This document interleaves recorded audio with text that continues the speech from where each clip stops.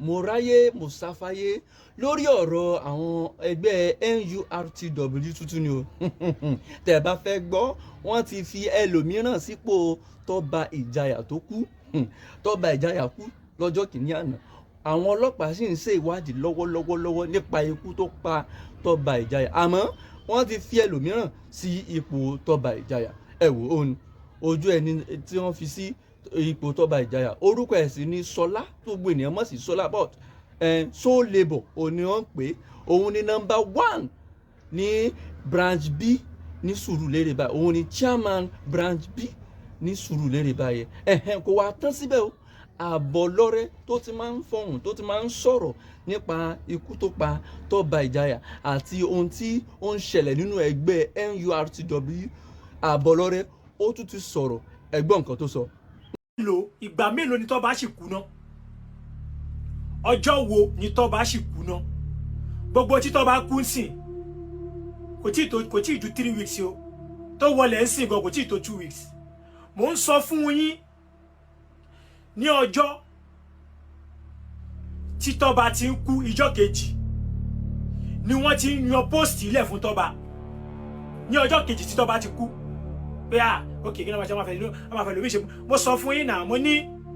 wọ́n fẹ́ fi èèyàn sí position Tọ́ba mo ti sọ ẹ lọ́wọ́ fídíò tí mo ṣe náà kò ju kò tí nígbà Tọ́ba kú kò tí ju bí 3 days lọ kò ju bí 3 days lọ àbí 4 days tí Tọ́ba kú tó ti sáré arrange pé ẹlòmíì tó fẹ́ fún ẹ máa fún lóye Tọ́ba wọ́n máa fún kíní kan torí pé ó ní reason but kí n tó wá lọ bẹ̀ kí n tó kọ́kọ́ lọ bá Sego Show Labour èmi àti ẹ ò níjà mi ò dẹ̀ against ẹ but ó disappoint mi o ó disappoint mi I am highly disappointed highly mo kàn fẹ́ kí gbogbo ẹ̀yin tó kọ ẹ̀yin ìgboro ẹ̀yin ọmọ ìgboro àtẹ̀yin tẹ́ bá mo kàn fẹ́ kẹ́ máa kọ́gbọ́n kẹ́ máa wo game tí Sego ń gbá pé selfish game ló ń gbá mo sọ fún kò tí ì ju 3 days tí Tọ́ba kú lọ tí mo ti sáré sọ̀rọ̀ pé wọ́n ti ń gbé ìròmí ìbọn wọ́n ti organize fún post Tọ́ba o wọ́n ti organize fún post Tọ́ba ooo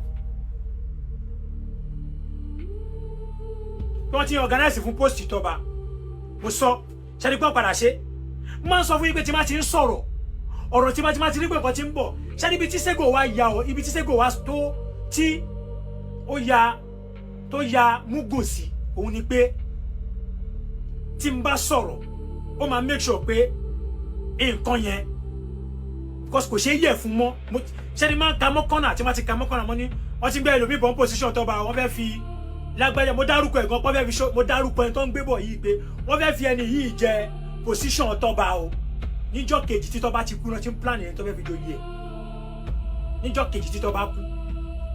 kò dẹ̀ sí nǹkan tí Sego ń gbá màá sọ nǹkan nínú nǹkan mẹ́ta tó ń gbá fún yín mo ti sọ fún yín láti bí wíìkì àbí tí Tọ́ba ti níjọ́ kẹta tí Tọ́ba ti kú mo ti ní pé ìgbà wọn Tọ́ba kú iṣẹ́ tí ń gbàdúrà kí Tọ́ba kú ni ẹ ti sáré gbé position èèyàn wá ẹni tí mo dárúkọ gan ń gbé bọ̀ náà lọ gbé wá now ẹ jẹ́ ká má ti lọ síbẹ̀ ṣé wàá rí ìwọ Show Labour mi ò against ẹ má rò bí àjọ wà ní o ṣé mo pé gbogbo àjọ wà ní bọ̀ èèyàn mi ní ẹ mi ò bá ẹ jà mi ò dẹ̀ against ẹ ṣó ti yé ẹ but mo against the wrong step tẹ gbé number 1 bí tí mo kọ́kọ́ fẹ́ yọ tiẹ̀ fún ẹ ni pé nígbà tí Tọ́ba kú mo rí fídíò bíi 5 tó gbé ẹ tó ń sunkún tó ń nu ojú Tọ́ba wọ́n máa ń pòwe kan nínú union pé òbò fẹ́ǹfẹ́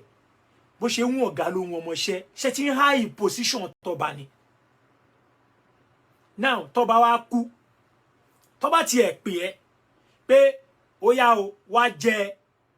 oyè Tọ́ba wá tiẹ̀ kọ́kọ́ sọ fún wọn pé yà wẹ́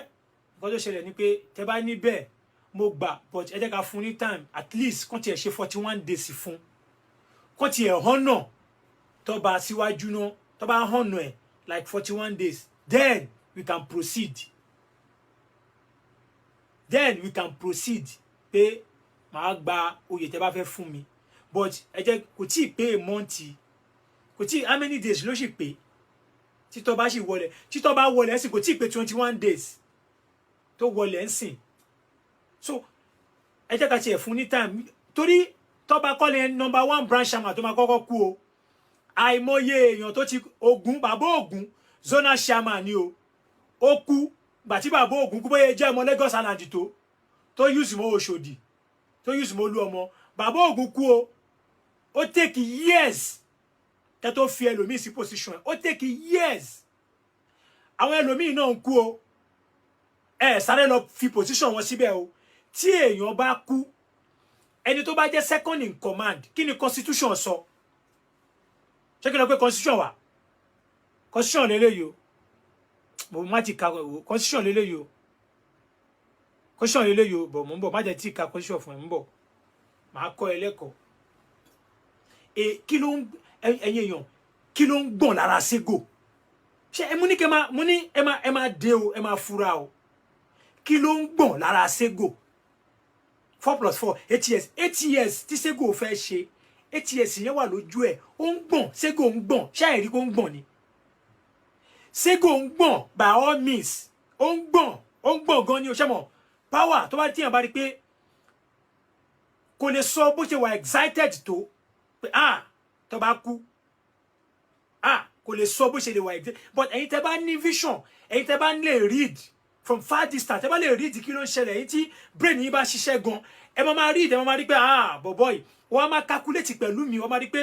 ṣé calculation tèmi ló ń wrong. tọ́ nǹkan tí Àbọ̀lọ́rẹ́ rí òun ló ti sọ̀hún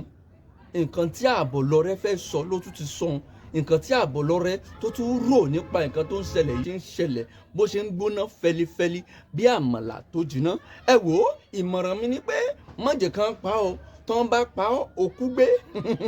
òkú gbé wọ́n sì fi ẹlòmíràn dípò rẹ̀ lẹ́sẹ̀kẹsẹ̀